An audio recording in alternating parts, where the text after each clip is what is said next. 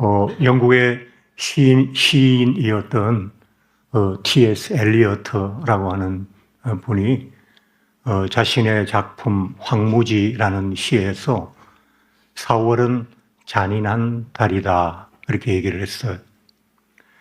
4월은 꽃이 피고 봄이 오는 계절인데 왜 이 시인은 4월을 잔인한 달이라고 했을까요?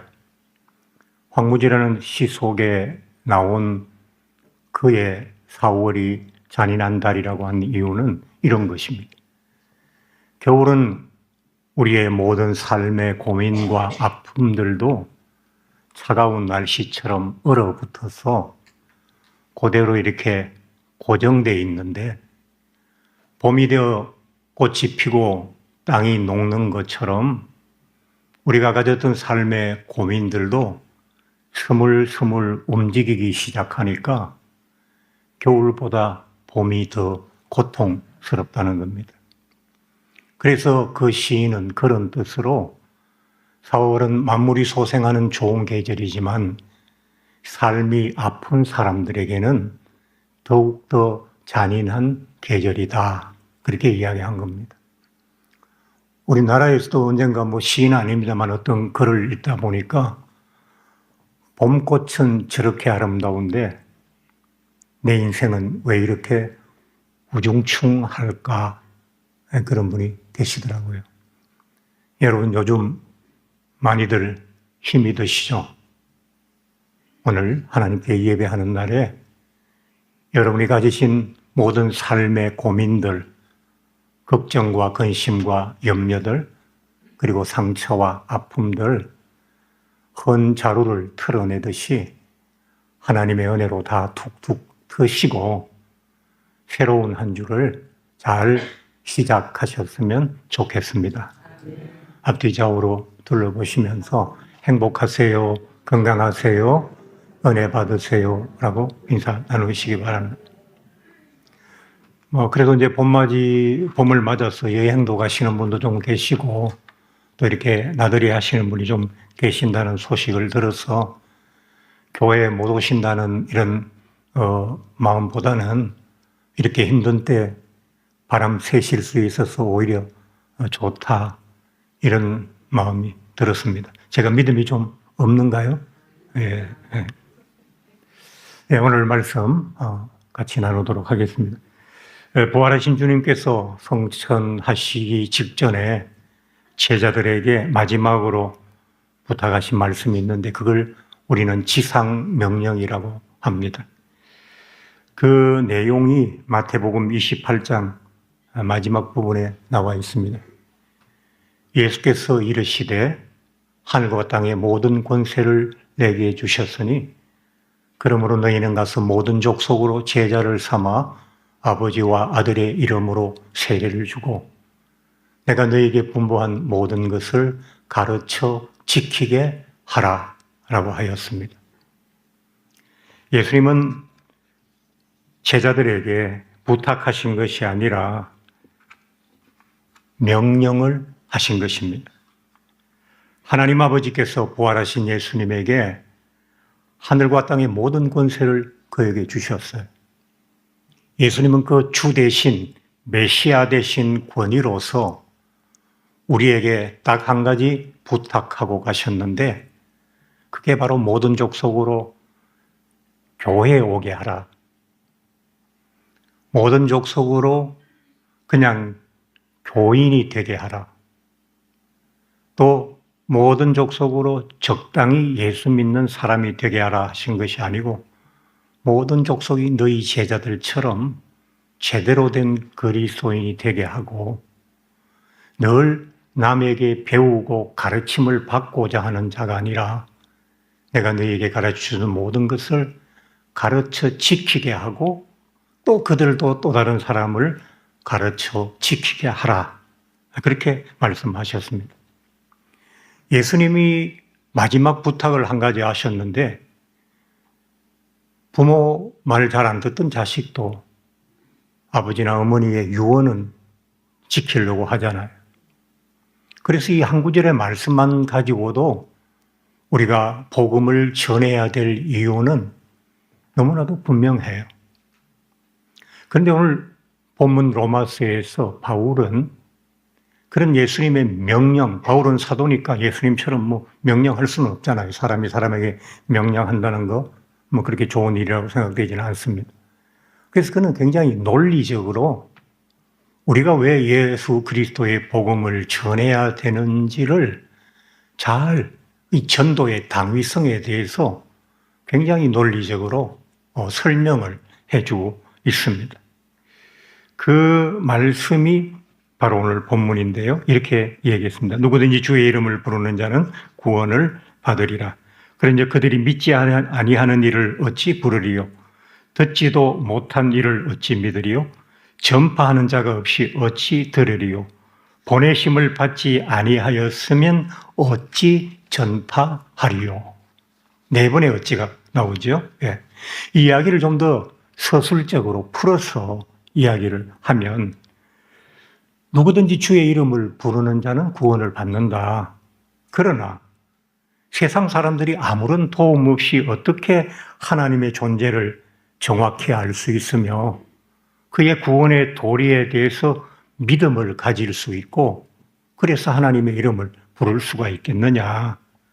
그렇게 되기 위해서는 하나님에 대해서 이야기해주고 예수 그리스도께 믿음을 가질 수 있도록 도와주는 전파자가 필요하다. 그런데 그 전파자가 그냥 생겨날 수 있겠느냐?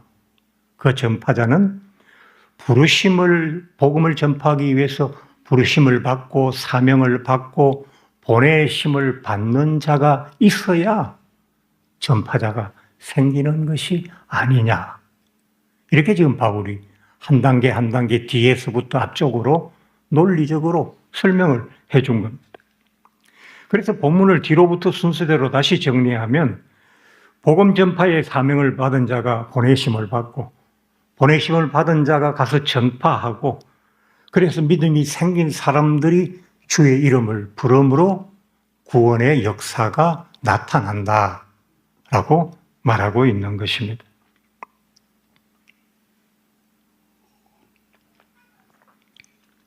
예전에 아마존 밀림에 여러 명의 선교사가 그 밀림 속으로 복음을 전하기 위해서 들어갔습니다. 그들은 비행기에서 낙하산으로 뛰어내리는 훈련까지 받고 길을 찾아 도저히 갈 수 없는 그 오직 깊숙한 밀림에 하늘의 비행기로부터 뛰어내렸어요. 그들은 수십 년 동안 그곳에 머물면서 원주민들의 말을 배우고 그들에게는 말은 있지만 글은 없어요. 원주민들의 글을 만들고 그래서 그 성경 말씀을 그들의 말과 글로 그렇게 해서 번역을 해서 그들에게 하나님은 누구시고 예수님은 누구시고 그래서 너희들이 그 하나님과 예수님께서 창조하신 인생이며 그러면 너희는 다시 그들에게 돌아가야 된다는 그 복음을 전하기 위해서 그들이 일생을 바쳤어요. 뭐 위클립 선교회 뭐 이런 그런 얘기를 한 번씩 들어보셨죠? 바로 그런 선교사들이. 우리 이강 강도사님도 북한 선교를 위해서 사명을 받고 목사가 돼서 북한 선교를 하는 게 아니라 북한 선교를 위해서 목사가 되었죠. 보내심에 대해서 생각하고 그렇게 하나님의 일을 하고 있는 겁니다. 바울은 모든 먼저 믿은 그리스도인에게 복음 전파에 대한 기본적인 사명이 있다는 것을 지금 논리적으로 강압적으로 권위로 하나님의 명령이니까 무조건 해야 돼 이렇게 말하는 게 아니라 너희의 도움이 절실히 필요하다는 이야기를 지금 하고 있는 것입니다. 오늘 본문에 반복해서 4번 나오는 어찌라고 하는 그 단어가 바로 저와 여러분의 역할이 구체적으로 무엇인지를 알려주는 단어인 것입니다. 어찌는 그리스 단어로 포스라고 하는 단어인데 어떻게, 어떤 방식으로 라는 뜻입니다. 보내심을 받아 찾아가는 이가 없다면 어떻게 전파될 것이며, 전파하는 이가 없다면 어떻게 믿을 수 있으며, 믿음이 없는데 어떻게 하나님의 이름을 부를 수 있겠습니까?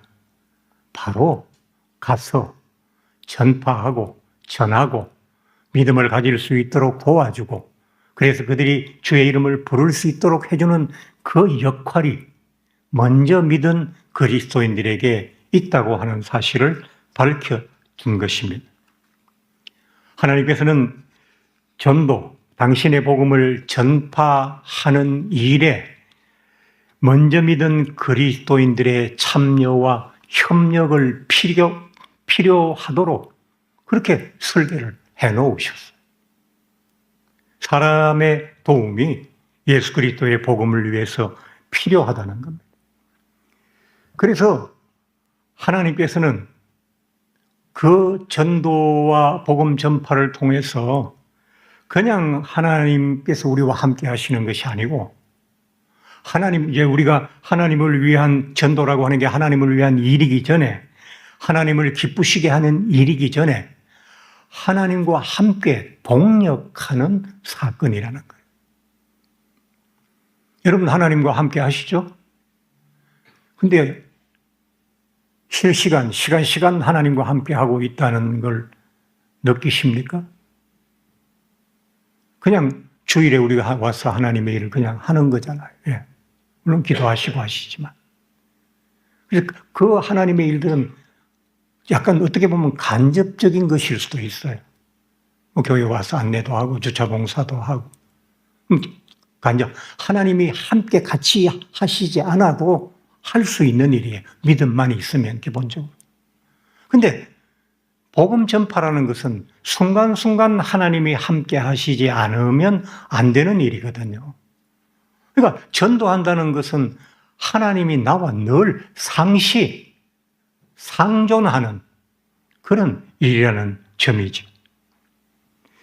하나님께서는 목사가 설교자라는 교회에 사람을 보내시는 것도 아니고, 하나님은 건물 좋고 프로그램 좋은 교회에 사람을 보내시는 것도 아니고, 하나님은 당신의 구원 계획에 참여하는 일꾼이 많은 교회로 사람을 보내시는 거예요. 그래서 우리 선일교회잖아요. 선일교회는 예수 그리스도의 선한 일꾼의 교회라는 뜻입니다. 우리는 일찍이 그런 교회 이름을 내걸었지만 사실 복음 전파에 관해서는 일꾼답지 못했던 점들이 너무나도 많이 있습니다. 하나님은 뛰어나고 격조 높고 수준 높고 괜찮은 교회보다는 전도자가 많은 교회로 사람을 보내신다. 여러분도 한 번씩 어쩌면 들어보셨을 이야기. 인천에 가면 주한장로교회라는 교회가 있는데, 예전에는 안강자 집사님이었는데 지금은 안강자 권사님이십니다. 이 안강자 권사님이라고 하는 분은 주한교회의 이름난 전도왕이고 대한민국의 이름난 전도왕입니다. 그는 일생 동안 전도를 하셨는데 지금까지 7만 명의 사람들에게 전도를 하셨어요. 그분의 전도 메시지는 단순합니다. 예수 믿으세요. 예수 믿지 않고 죽으면 지옥 갑니다. 그거예요. 여러분, 우리가 그렇게 원색적인 말을 사람에게 하기 힘들어서 교회 한번 와보세요. 굉장히 좋아요. 예전에 우리가 점심 식사할 때 어떤 분은 우리 선립교회 나와보세요. 밥맛이 참 좋아요. 핵심을 찌르지 못했는데 이분은 이렇게 용감하게 하는 거예요.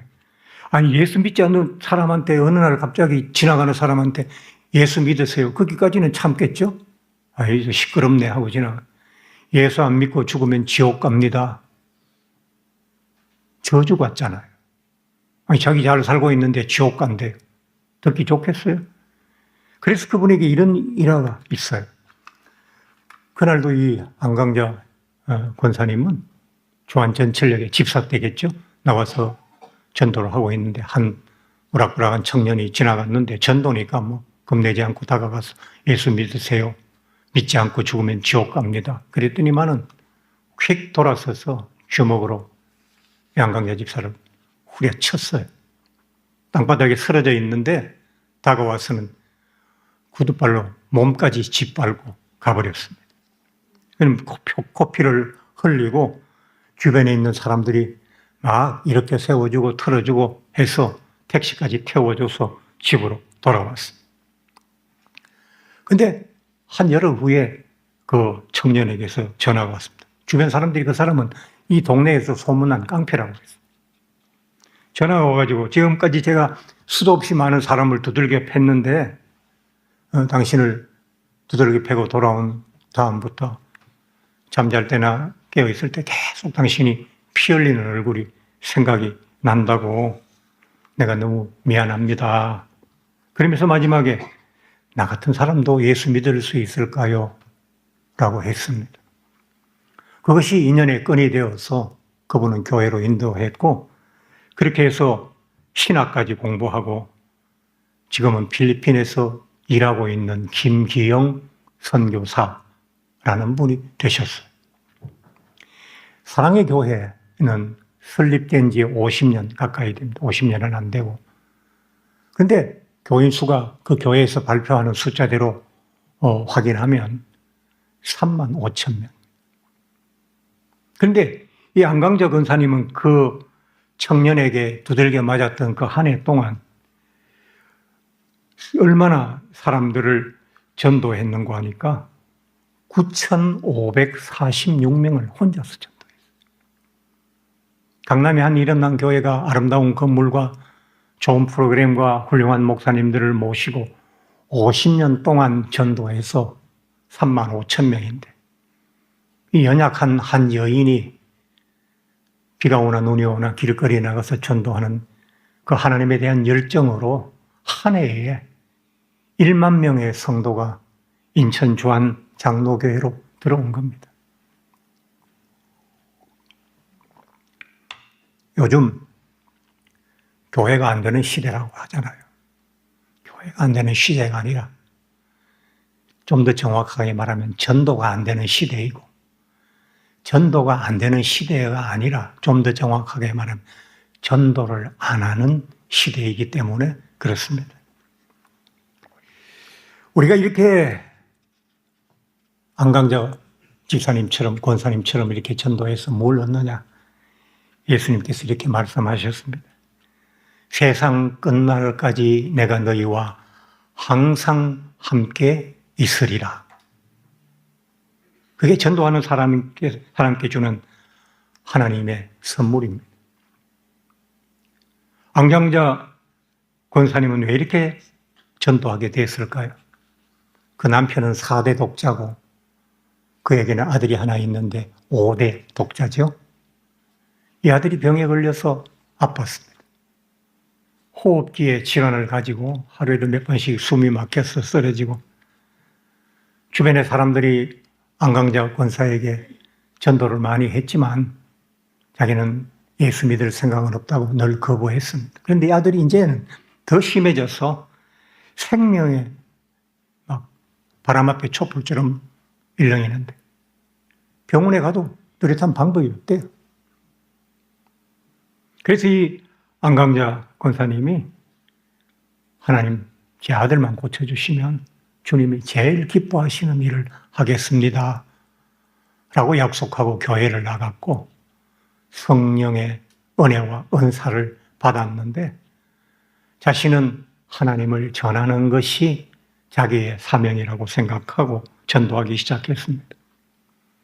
모든 것이 다 좋게 끝나는 것 같죠? 그러나 그의 남편은 완강하게 반대하고 이제는 집 밖 거리에서 청년이 나를 때리는 것이 아니라 집안에서 남편이 나를 때리기 시작했어요. 때려도 죽어도 맞으면서 전도하다 죽겠다고 말하는 아내를 보고 남편은 마침내 이혼하자는 요구까지 하게 되었습니다. 그렇게 남편의 핍박을 받으면서도 끊이지 않고 전도를 하는데 어느 날 퇴근해서 집으로 들어오는 남편이 눈물을 가득 흘리면서 엉엉 울면서 들어왔습니다. 당신 왜 이렇게 울며 들어오냐 하니까 우는 아무런 이유가 없대요.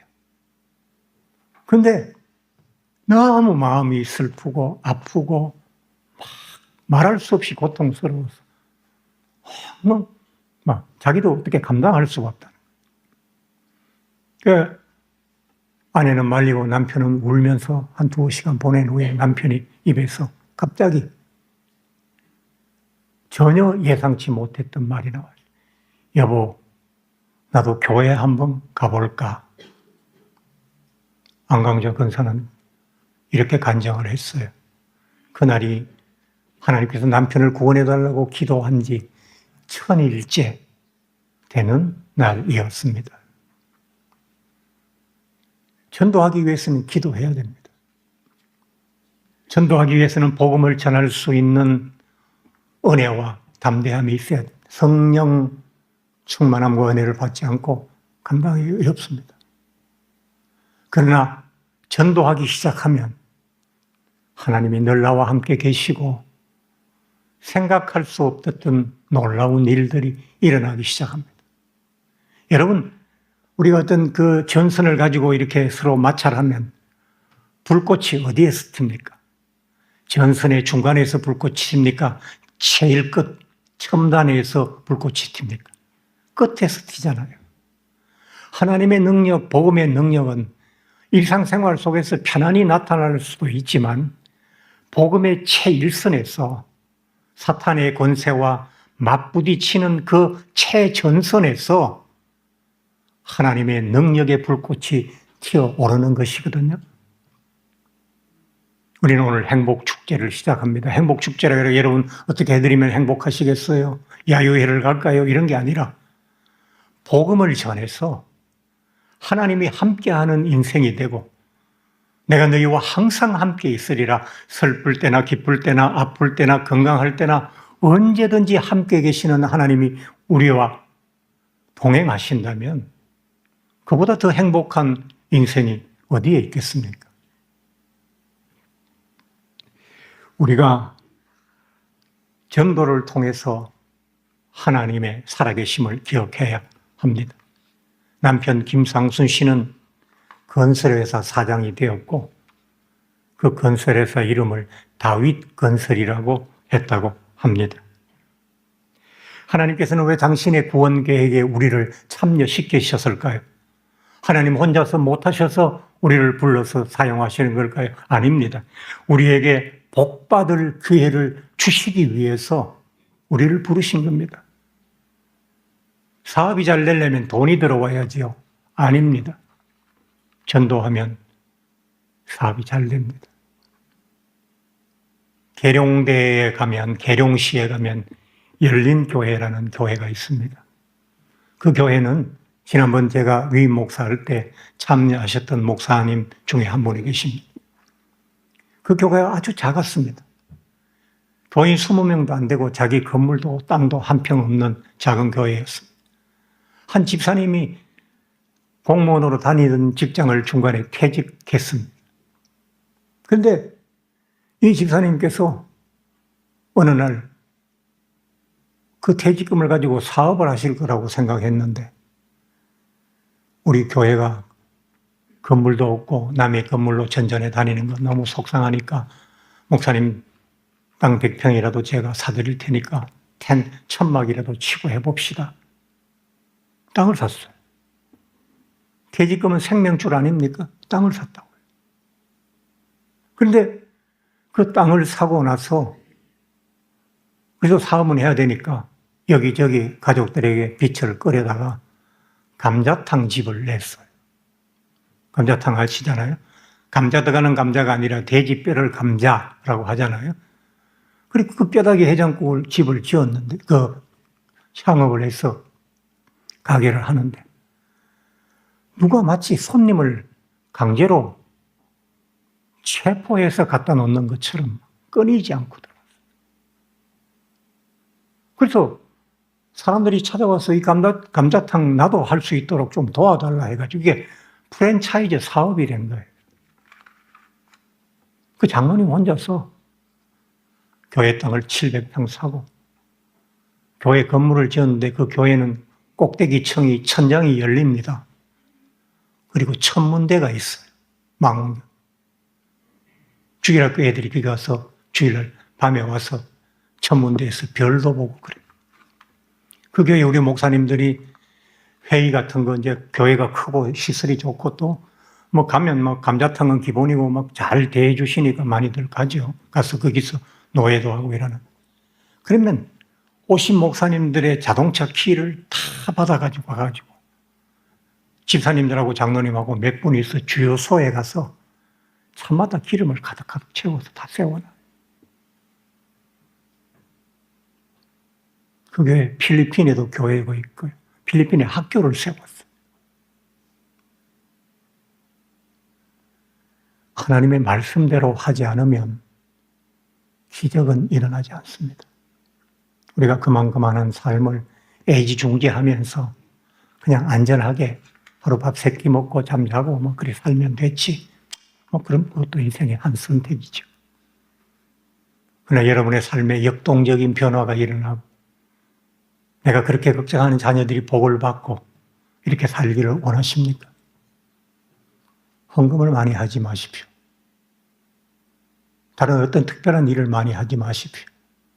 전도하시면 역사가 일어납니다. 하나님을 위해서 나를 드리면 하나님께서 우리 거 받으시고 손해 나게 하시지 않으실 것입니다. 두 번째, 우리가 왜 전도해야 되느냐? 아파서 낳은 자식, 힘들여 키운 자식일수록 사랑스럽기 때문에 그렇습니다. 안강자 권사님은 자기의 코를 부러뜨리고 코피를 흘리게 한 그 청년을 교회에 왔을 때 매 주일마다 그 청년 보고 미워하고 욕했을까요? 얼마나 사랑스러웠겠어요. 배 아파서 낳은 자식이 사랑스럽잖아요. 내가 낳지 않아도 내가 몇십 년 힘들어 키운 자식은 사랑스럽잖아요. 귀하잖아요. 내가 코 부러뜨려 가면서 전도한 그 청년이 믿겠어요? 사랑할 수밖에 없을 거 아니에요. 교회가 왜 싸웁니까? 우리가 전도해서 온 내가 낳은 아들이 아니거든요. 그냥 어느 날 다 큰 남의 집 자식이 내 집에 들어왔어요. 사랑이 가겠어요? 그러니까 교회마다 전도 안 하니까 교회마다 다툼이 일어날 수밖에 없잖아요. 네 자식, 내 자식 다 배다른 형제들이 모여가 사니까. 아니, 배다른 형제는 이웃보다 못하고 원수보다 못할 때도 있잖아요. 그래서 싸우는 거예요. 근데 내가 이 한 사람 한 사람 교회를 둘러보면 저 사람도 내가 전도해서 교인 됐고 집사 됐고 장로님 됐고 저 사람도 그렇고 이러면 그 싸우고 싶겠어요? 그래서 하나님께서는 당신 혼자 전도하시지 않고 우리 모두를 전도에 참여하게 하신 거예요. 바울이 마지막으로 이렇게 얘기를 합니다. 아름답보다 좋은 소식을 전하는 자들의 발이요. 이스라엘 사람들의 발은 더럽습니다. 샌들을 신거든요. 광야길이 많고 먼지 많은 길을 샌들 신고 하루 종일 터벅터벅하면 발에 땀과 먼지가 섞여서 발이 얼마나 더러워요.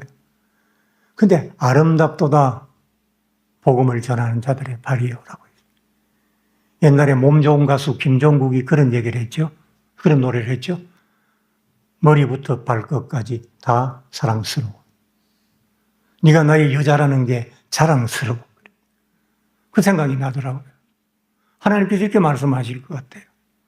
우리를 보시고 전도하는 자를 보고 머리부터 발끝까지 정말 너 사랑스럽다. 네가 내 자녀고 네가 예수 믿는 사람이라는 게 나는 자랑스럽다 라고 하시지 않겠어요? 여러분, 쓸데없는 것 가지고 하나님의 마음을 얻으려 하지 말고 우리가 하나님이 가장 원하시고 기뻐하시는 일을 해서 우리 교회도 행복하고 나라도 살리고 여러분의 가정도 복을 받고 한 영혼도 구원의 축복을 누릴 수 있는 그런 신앙생활 우리 행복축제와 함께 만들어 가셨으면 좋겠습니다. 하나님께서 여러분과 함께해 주실 줄로 믿습니다. 예.